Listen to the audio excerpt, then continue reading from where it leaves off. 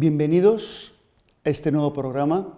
Soy José Manuel Domínguez Prieto, director del Instituto de la Familia, y hoy quiero hablarles, y también vamos a tener la entrevista, acerca de un tema realmente de actualidad, complejo, difícil, en el que merece la pena reflexionar un poco. Un tema polémico en el que no podemos dejarnos llevar por sentimentalismos o por eslóganes, sino que merece la pena detenerse a pensar. Es el tema de la eutanasia, de la muerte digna y del testamento vital. Para hablar de esto, hoy tenemos a dos personas realmente notables, yo diría dos sabios. En primer lugar, a don José Manuel Armesto, que es, aparte de sus estudios de filosofía y teología, tiene estudios y es enfermero y está terminando la carrera de medicina. Además es sacerdote católico y es el responsable diocesano de Pastoral de la Salud y trabaja habitualmente en hospital atendiendo a personas en estado terminal. Conoce muy bien de primera mano y además desde la ciencia y desde la filosofía. Y en segundo lugar, a don Jacinto Seara Amigo, físico nuclear, ingeniero informático, persona de una sabiduría renacentista, que ha estado en las principales, ha sido asesor del gobierno, de muchos gobiernos, ha trabajado en 15 países como físico nuclear, una persona muy demandada a nivel mundial, una autoridad muy reflexiva en el campo también de la ética y la bioética. Tenemos, por tanto, el honor de contar hoy para hablar de estos temas, para hablar con rigor con estas dos personas a las que admiramos y cuyo criterio nos parece muy valioso. Pues don Jacinto Seara, don José Manuel Armesto, bienvenidos, muchísimas gracias, porque somos conscientes de que es un honor para nosotros teneros en este programa, y además para un tema tan complejo como es el de la eutanasia. Y quisiera comenzar preguntándoos directamente sobre una expresión, que es la que se está utilizando con frecuencia, muerte digna. ¿Es correcta? ¿Qué es una muerte digna? ¿O qué es morir con dignidad? Para mí, muchas gracias por la presentación, antes de nada, para mí muerte digna es una forma equívoca de llamarle a la eutanasia para que no nos asustemos, porque no hay muerte digna, hay morir con dignidad, porque el hombre es una persona digna, y ya desde Hipócrates, que lo que le decía a los médicos, que lo que había que hacer era tratar y salvar al enfermo, no hacer otra cosa. Entonces, para mí, muerte digna significa que cuando tú te apetece, lo matas y se te olvida todo. Don José Manuel, bajo tu perspectiva... Muchas gracias en primer lugar por la invitación de estar aquí. Es un placer y sobre todo para poder hablar un tema tan importante en nuestros días. Muerte digna, coincido plenamente con lo que nos está diciendo, es un eufemismo para referirnos a acabar con la vida de un ser humano. El término eutanasia, hay muchos términos que vienen ya desde la época griega, como hacía referencia a Hipócrates, distanasia, ortotanasia, eutanasia, es decir, son un montón de términos, pero todos ellos hacen referencia a lo mismo, es decir, a causar la muerte a un paciente. Eutanasia, desde el punto de vista etimológico, significa buena muerte, y la muerte nunca es buena, porque para nosotros los cristianos la vida es un don de Dios que debemos de conservar, y cuando nos llegue el momento a su hora, pues ciertamente la muerte se convierte en algo bueno y digno cuando la recibimos y la aceptamos. Hablaba de los cuidados paliativos. Ciertamente tenemos cuidados paliativos, no son lo suficientes ni las camas necesarias, por poner aquí una población como la de Orense, que es una población sumamente envejecida, con multitud de pacientes que tienen enfermedades neoplásicas, terminales, y que necesitan cuidados paliativos. ¿Qué son los cuidados paliativos? Me vas a permitir que diga un adagio clásico que estudiamos en medicina, que dice curar siempre que se pueda, aliviar cuando no se puede curar y cuidar en todo momento. Es decir, hay enfermos que son incurables, desgraciadamente, por sus propias patologías, pero ningún enfermo es incuidable. Es decir, todos se pueden cuidar, aliviar y consolar. Los cuidados paliativos es cuando uno no puede curar, pero sí que se puede acompañar, sí que se puede ayudar a ese último trance, que a lo mejor no es un día ni dos, son meses, por enfermedades que son muy largas, pues acompañarlo en ese último momento. Y cuando un paciente está bien acompañado, tiene un apoyo familiar, un apoyo médico, psicológico, espiritual, nadie pide morir. Todo el mundo quiere vivir, pero quiere vivir, como nos decía el contertulio, con dignidad y cuidados. Y es lo que todos queremos. Entonces, ¿la eutanasia es una solución o hay alternativas?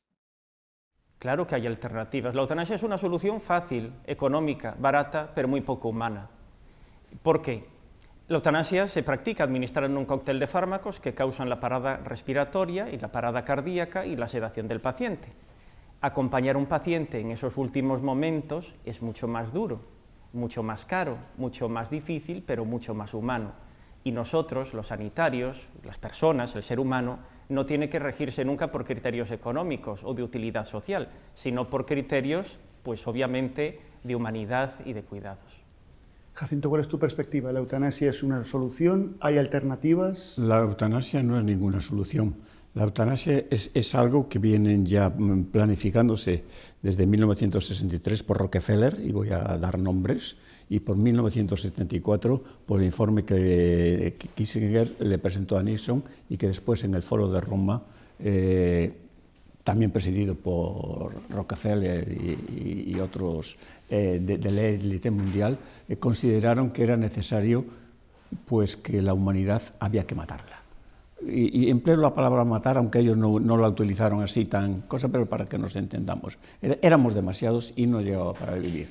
Cuando, y yo puedo decirlo que en estos momentos, toda la comida que se tira en Europa llegaría para dar de comer a todo el mundo entero durante un año. Y la que se tira en Latinoamérica, por decir un país más, un continente más pequeño, con menos recursos, daría para comer medio año. Estamos llenos de bosques. O sea, solución, no, es la solución que ellos quieren para poder vivir mejor, ganar más dinero, y es una forma de ganar dinero. Estamos viendo en donde existe la eutanasia, que además se aplica para eliminar a la gente no productiva, a la gente que a ellos no les interesa. Estamos como en Esparta, que cuando los niños nacían débiles los tiraban por el monte Taygeto. Pues aquí es algo parecido a lo que nosotros estamos haciendo. Sobre esto, en la introducción expliqué que uno de los argumentos que se da es el de la compasión. Hay que ser compasivos con el que sufre y, por tanto, acortarles la vida para que no sigan sufriendo. Esto es la compasión y, segundo, ¿hay alternativas desde el punto de vista médico a los sufrimientos y dolores de enfermedades terminales? Algo has adelantado antes, pero ¿qué te parece el argumento de la compasión y si hay alternativas? Voy a empezar por las alternativas. Alternativas, desde luego que hay. Hay dos conceptos que se pueden confundir. Una cosa es la sedación paliativa y otra es la eutanasia. En moral hay un principio que se llama principio de doble efecto, es decir, tú buscas un principio, pero como consecuencia pues se produce un efecto que no quieres, pero sí que toleras. Voy a explicar de una forma muy concreta. Yo tengo, por poner, un cáncer de pulmón, me produce una disnea muy importante. Cuando afecta a vasos pulmonares, pues me produce una hemorragia también, me impide respirar, estoy sangrando. En ese último momento es cuestión de minutos, de horas, tengo sufrimiento, no doy respirado, tengo una hemorragia, una angustia importantísima. ¿Qué es la sedación paliativa? La sedación paliativa es administrar un fármaco en las dosis adecuadas terapéuticas para tratar un síntoma refractario, es decir, que no consigue con ningún otro tratamiento pues, aliviarse. A veces con la administración de esos fármacos sobreviene la muerte. ¿Qué quieres tú? Tratar ese dolor, esa hemorragia, esa disnea, ese sufrimiento. Lo que no quieres es la muerte, pero a veces la dosis terapéutica de la dosis letal pues es muy justita, entonces se puede producir. Es decir, nadie quiere sufrir, la Iglesia, los cristianos, ningún hombre en el mundo quiere sufrir.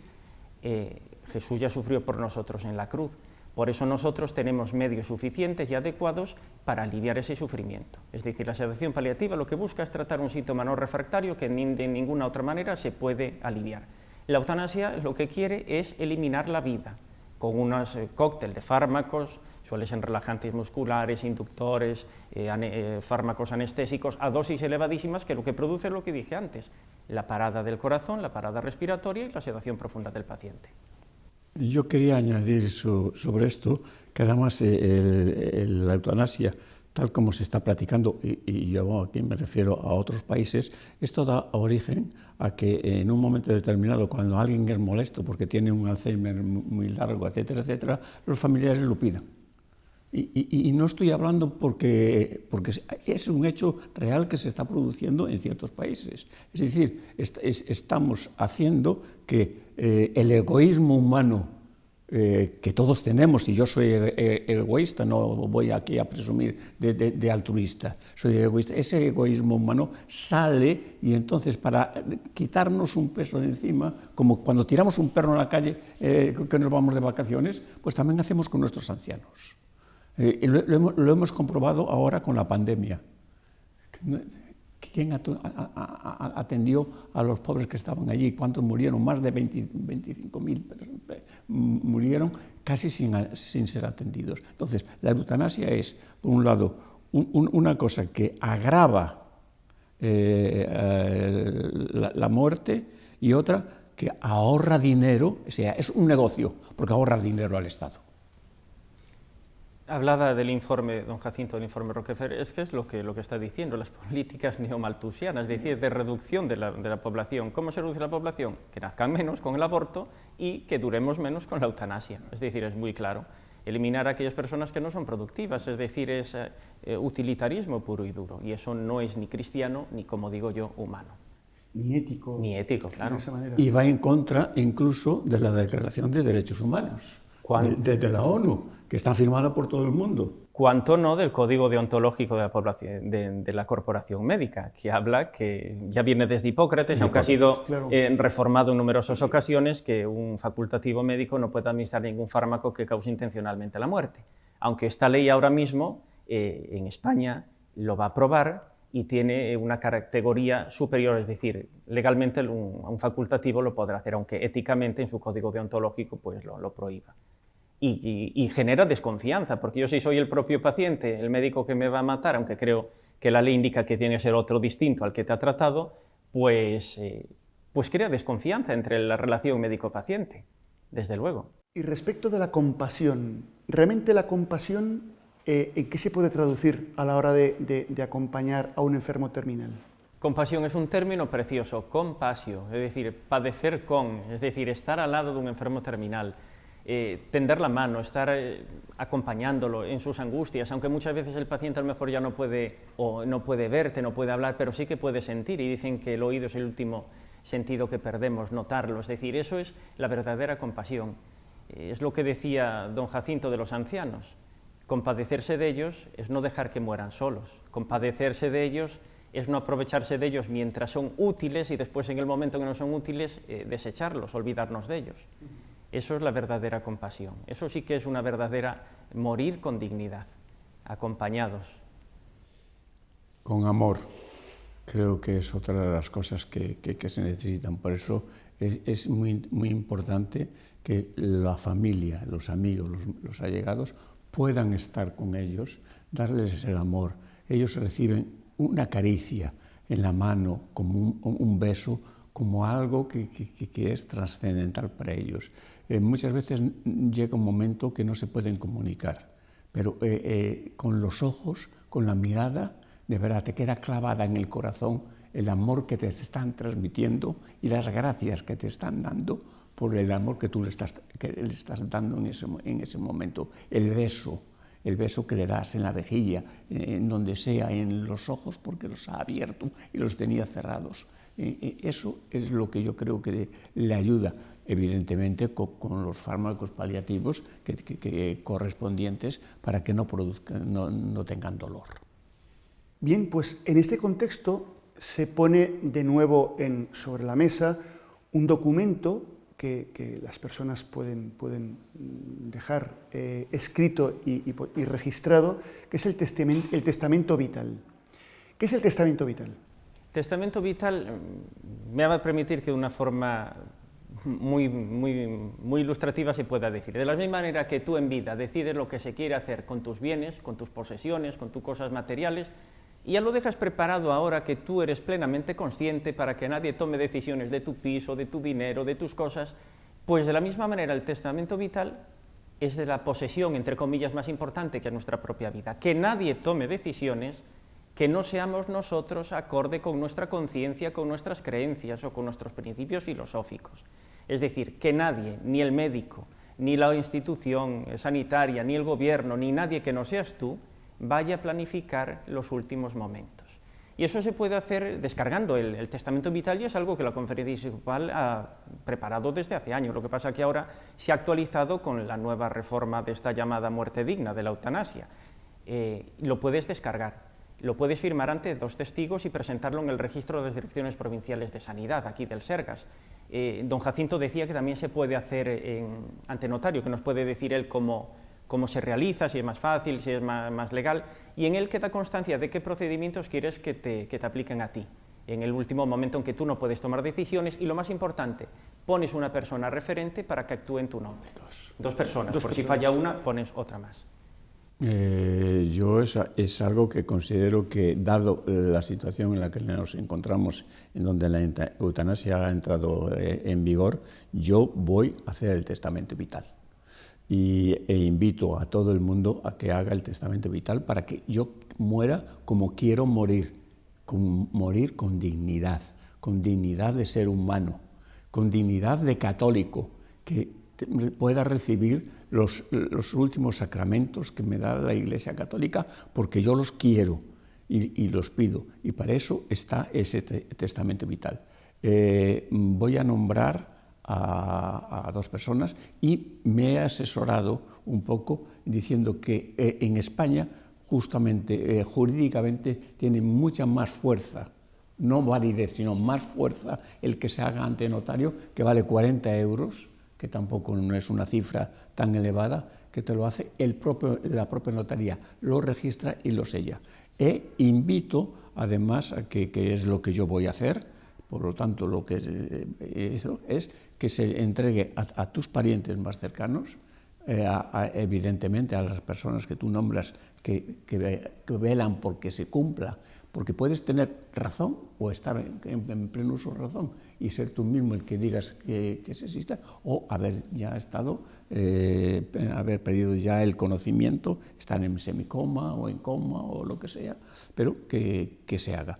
Evidentemente, es necesario que en estos momentos la sociedad civil española hagamos el testamento vital contra este ataque a la libertad del individuo y a la dignidad que desde los siglos que hemos vivido, y son unos cuantos en esta sociedad, han tenido todas las sociedades con nosotros. Pues vamos a ir terminando, pero me atrevo a preguntaros algo ya no de carácter reflexivo, como os he hecho hasta ahora, y os agradezco mucho haber hablado desde la razón, desde el conocimiento, desde la ciencia, desde la ética, desde la fe. Yo ahora os preguntaría, para terminar, cada uno, 2-3 minutos, desde vuestra experiencia.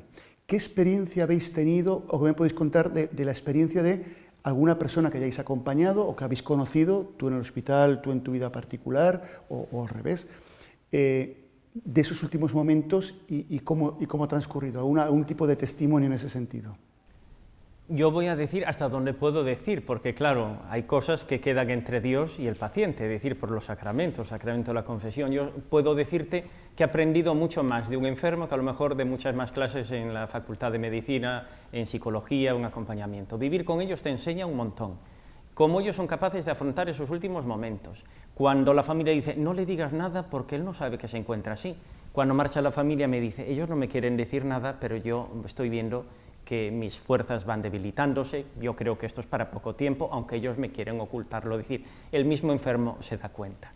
Me han enseñado muchos de ellos a afrontar esos momentos. Yo lo que decía don Jacinto, las personas no quieren morir, las personas quieren vivir sin sufrimiento, con dignidad, acompañados de los suyos, y eso sí que lo he vivido en muchas ocasiones. Me acuerdo de un chico relativamente joven con un tumor cerebral, Y lo que pedía era eso, estar acompañado en un último momento, no tener sufrimiento, pero no quería morir, quería seguir viviendo hasta el último momento con radioterapia, quimioterapia, intentando hasta lo último, pero nunca con la intención de morir, siempre convivir.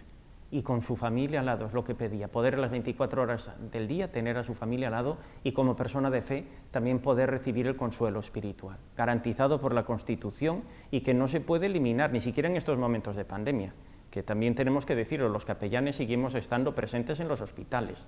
Muchas gracias, don José Manuel. Don Jacinto. Bueno, yo tengo dos cosas que voy a hacer brevemente. Una sucedió en el año 1993, un sacerdote también era mi hermano y tuvo un aneurisma y ese aneurisma lo indujeron en coma, salvó, bajó a planta, tuvo desgraciadamente una recaída y un día en la UCI, cuando ya estaba, pues nosotros ya habíamos hablado entre la familia lo que queríamos hacer y nos llega el médico y nos dice, mira, no hay nada que hacer, lo único que podemos hacer es mantenerlo con vida artificialmente. Y entonces dijimos, no, eso no es hacer lo que hacemos. Tuve que tomar yo la decisión, es decir, lo único que pido es que no sufra, aquella nos hablaba de paliativos aún en aquel momento, que no sufra y que muera cuando pueda, cuando Dios quiera. La otra es con mi mujer. Mi mujer estuvo bien, pero ya llegó un momento que, además encima con la pandemia, la tuvo que tratar al lado en casa, porque ya no había que dejar sitio en el hospital, y ella misma se estaba dando cuenta y me pedía besos. ¿Y dónde está Jacinto? Mientras pudo hablar. Hubo un momento que ya no pudo hablar. Y también llegó un momento en donde ella misma se dio cuenta que se estaba muriendo, aunque la médico me llamó aparte y me dijo, mira, esto puede durar 3 días, 4 días, pero no va a durar más porque además la glotis ya está inflamada, ya no puede pasar nada. Llamé a mi hija porque quería decírselo, oye, mira, eso le pasa a mamá, voy a decirle que le quiten todo, como hicimos con Luis, que era mi hermano. Y ella dijo, sí, déjame hablar también con la médico. Lo hicimos y ella sí se dio cuenta también de que moría, porque cogió y 6 horas antes de morirse, más o menos, porque mi hermano tardó 6 días en morir y mi mujer tardó unos 2 o 3 días en morir aún. Pero en la tarde de la noche que murió, ella estaba con los ojos cerrados, abrió los ojos y aún tengo grabada esa mirada, yo creo que de amor que me lanzó y que me dio. Gracias, Mercedes, por esa mirada. Pues gracias, Jacinto, por desnudar tu corazón de esta manera. Gracias, don José Manuel. Y espero que les haya gustado y les haya aportado este programa que ha terminado de esa manera tan emotiva. Gracias a todos. Les deseo que sean muy felices y les espero en el próximo programa.